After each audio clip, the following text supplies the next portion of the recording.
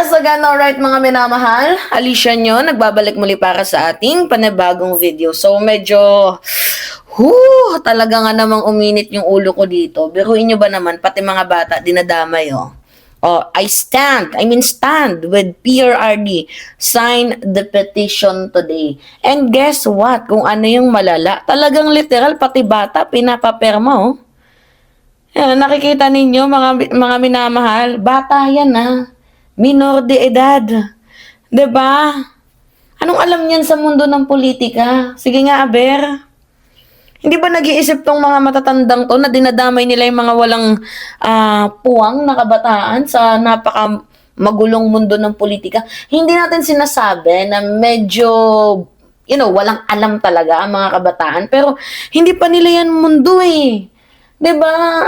Yung ginagawa nila physical activities. Ano pa ba? Maglaro. 'Di ba mga minamahal? Playtime, family bonding, school project, pumunta sa eskwelahan para matuto. 'Di ba? Yung petition campaign mga minamahal is a kind of political act. 'Di ba? Legal action. 'Di ba na gusto ng kampo ni former President Duterte na mapauwi itong si Digong. 'Di ba may malinaw na agenda itong mga Duterte na 'to. 'Di ba? May gusto silang i-impluwensyahan pero idadamay nyo ang mga bata. My goodness, mga minamahal. Wala ba kayong ito yung nakakainis eh. Paano kung yung mga batang yan madamay nga, mga wala pa yung puwang sa mundo na dapat supposedly iniingatan, 'di ba?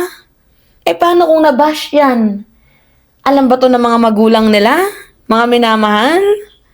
'Di ba? Pwede tong mapasok mga minamahal sa sa child exploitation or inappropriate exposure of minors to political conflict. 'Di ba? Or ano ba yung tawag doon?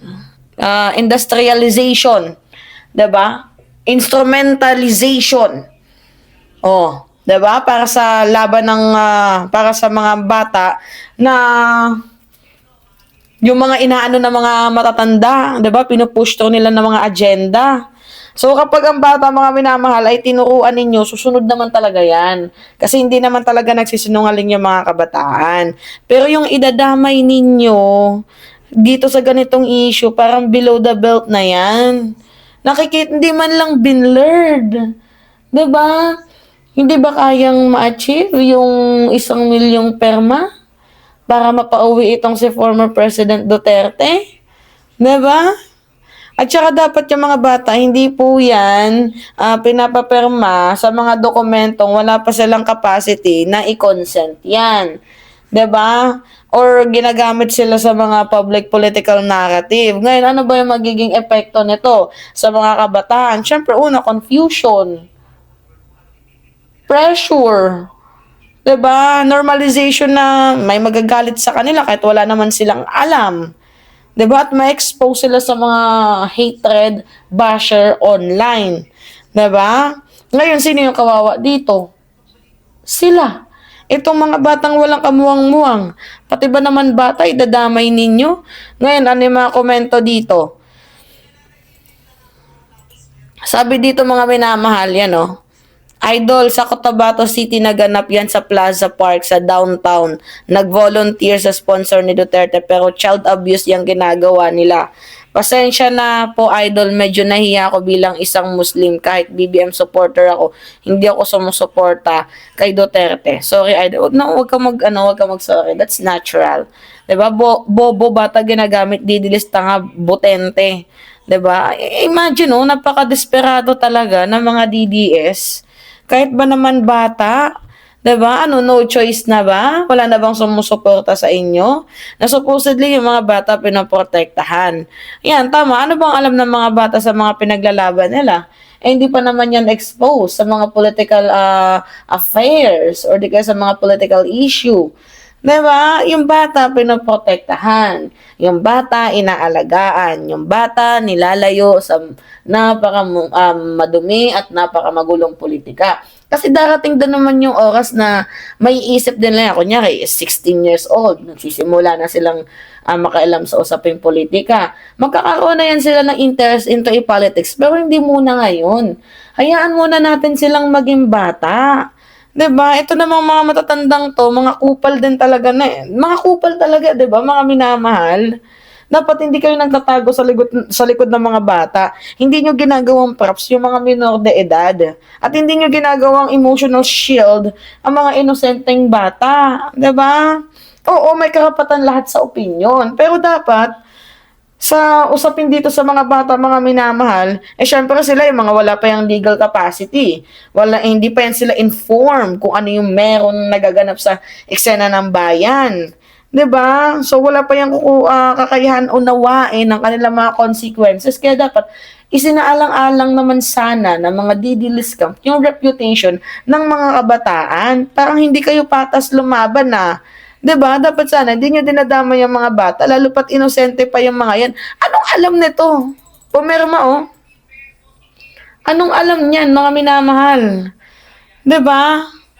Para mapauwi si former President Duterte. At beside, hindi nyo mapapauwi kahit 1,000,000 pa yung pirma na ipakalap ninyo dahil wala na pong connection or, hindi na po kontrolado, wala ng jurisdiction ang International Criminal Court sa bansang Pilipinas.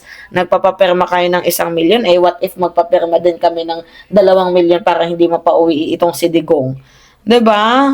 Ako naninindigan lang ako sa karapatan ng mga kabataan. Yung mga bata, hindi pa yan alam magdesisyon. Yung mga matatanda yung nagdedesisyon sa kanila. Pero bakit parang ginagawa nyo ng makasalanan yung mga kabataan? 'Di ba? Na kahit wala naman silang alam sa mundo ng politika, nagigets ba ninyo mga minamahal? Alam ba ng mga bataan to yung mga pinaglalaban nila? Or baka naman na-picturean lang din yan? Kawawa naman expose yung kanilang mga mukha. Di ba hindi na kayo naawa? Alam kaya to ng mga magulang nila?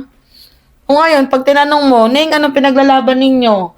Hindi makasagot, mababash. Okay lang sa inyo? Diba?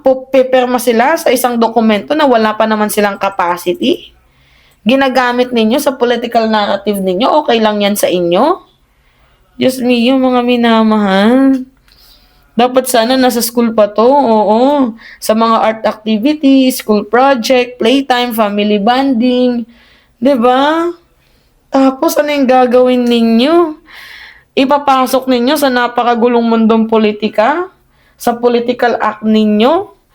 'Di ba, mga minamahal, na mayroon namang malinaw na agenda. Ano ba malinaw na agenda? Stand petition today daw. Sign FPRRD. Ganyan-ganyan. Hindi naman niya mapapalaya sa Digong kahit 10 milyon pa yung pirma ninyo. Ang kailangan dito is yung ebidensya. Diba? Humarap siya sa International Criminal Court. Hindi yung puro lang si Kaufman yung humaharap. Mga tarantado pala kayo eh. So, masyado nang desperado itong mga, ewan ko ba dito. Kakadiri. Alright, mga minamahal, yun po. Anyway, it's me again, Alicia nyo. Nagbabalik muli para sa ating panibagong video.